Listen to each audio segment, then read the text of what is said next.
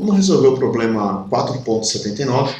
Ele diz para a gente determinar o equivalente de TVNAND do circuito da figura 4.123, que é essa figura que está aqui. Temos uma fonte de corrente, uma fonte de tensão independente, resistores, uma fonte de corrente dependente da tensão ou controlada pela tensão, onde está essa tensão que está aqui. Bom, é importante que a gente vai usar essa fonte aqui de corrente, que é uma fonte bem interessante. Vamos pegar e desenhar esse circuito no LT-Spice.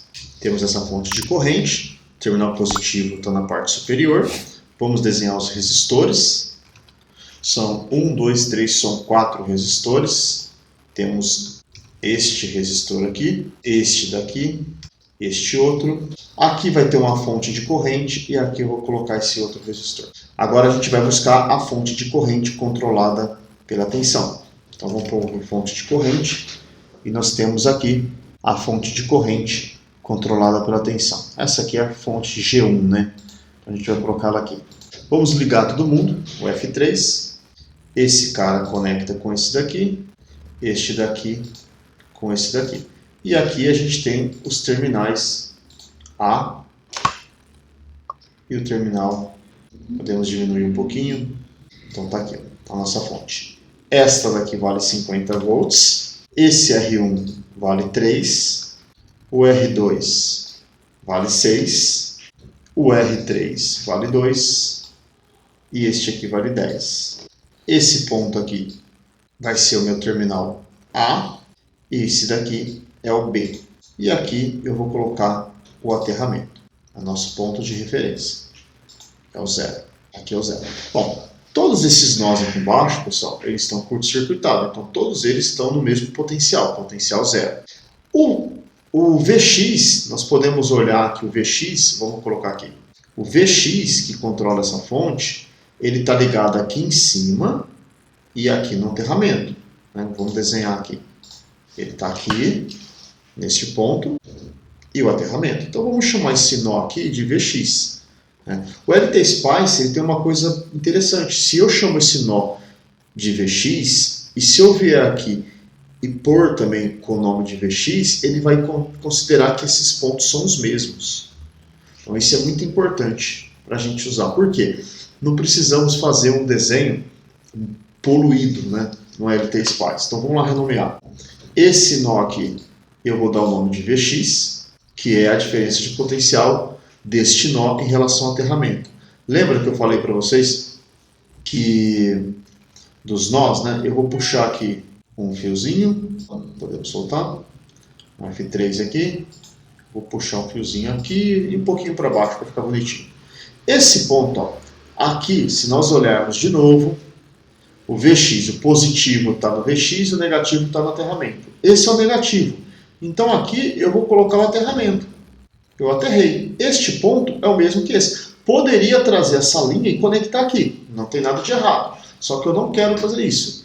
Esse ponto aqui, segundo o gráfico, o Vx, o positivo está no Vx, que está aqui em cima. Então eu vou pegar este ponto e renomeá-lo com o nome de Vx. Então, quando eu faço isso, essa fonte ela está sendo controlada pela tensão Vx em relação ao aterramento. O Vx está aqui, o aterramento está aqui. Então a gente pode fazer isso que não estaremos errando, né? Vamos pegar o ganho 0,5 Vx. Né? Então aqui eu vou colocar 0,5. Só preciso colocar o 0,5, porque o Vx já foi fornecido pela fonte. Tá? Vamos agora, vamos diminuir um pouquinho aqui, vamos aumentar aqui um pouco e vamos diminuir a tela. Então tá aqui a tela, só metade. Vamos colocar o nosso comando, né, nossa diretiva SPICE. Só preciso da diretiva OP. Opa, não precisa da diretiva OP, não. Precisamos ligar aqui a nossa fonte de corrente, para ela variar, para eu ter um gráfico de V em função de I, e dali eu tirar aqui o intercepto é o V de TVNAND, e a inclinação é a resistência de TVNAND. Então vamos dar um F2, vamos dar um CURT, que é uma fonte independente. Tá? Vamos girar essa fonte para ela ficar nesse sentido aqui. Vamos dar um F3 para a gente poder conectar. e vamos dar um nome para essa fonte, né? Nome não, um valor, né? E vai variar.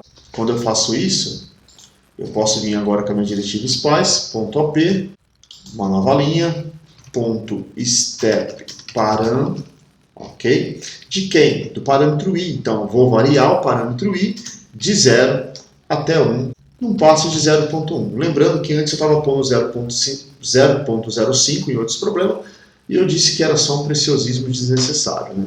Então tá aqui. Se tudo isso estiver funcionando, eu aperto Run, ele vai abrir esse gráfico para a gente. Então tá aqui o gráfico para nós. Podemos expandir um pouquinho mais aqui. Se eu mandar ele calcular a diferença de potencial do ponto A em relação ao B, lembrando que o B é o aterramento, basta eu clicar nele aqui, o intercepto me dá a tensão de Thevenin e a inclinação, a resistência de Thevenin. Então está aqui o gráfico, ó, um gráfico bonito. Vamos pegar os seus valores. Ele fala que esse ponto aqui vale 166. A gente pode até dar um zoom aqui para ver se tem um valor mais exato, mas acho que não, né? 166,66. Então ele fala para a gente que a resistência de Thevenin, a tensão de Thevenin, é aproximadamente 166,66 volts. Bom, está aqui esse valor.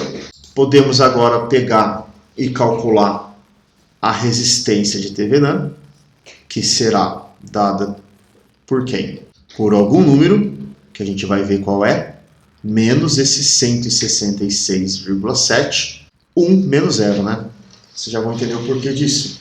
Porque eu estou pegando a inclinação aqui, né? Porque eu estou pegando esta inclinação aqui. Este ponto aqui em cima, ele vale mais ou menos 176,7, né? 176,7. Podemos voltar no nosso gráfico. Então nós temos 176,7. Isso vai dar 10 dividido por 1. Então a resistência de Thevenin é aproximadamente 10 ohm. Podemos grifar esses resultados.